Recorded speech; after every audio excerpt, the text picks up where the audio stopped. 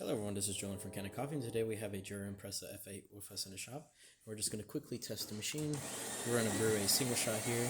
After a bit of servicing on this machine, it should be running really well. So we're going to let it grind. Now it's going to get into brew position. And now it's going to first do like a pre-infusion, so it's going to push a little bit of water through the grounds, and then it's going to fully ramp the pump all the way through. A very good shot.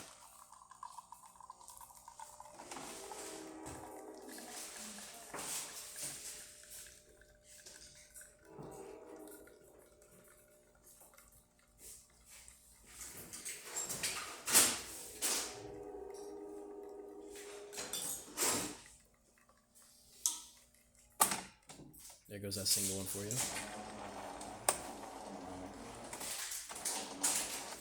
Now we're just going to quickly test hot water.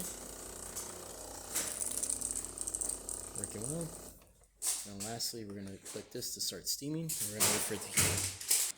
Alright, now that we're warmed up, we're going to open the tab. As you can see, steam's going to come out really well. And that's about it for this repair. If you like this video or any of our other repairs on our channel, leave a like, subscribe, and hit the bell. Thanks for watching.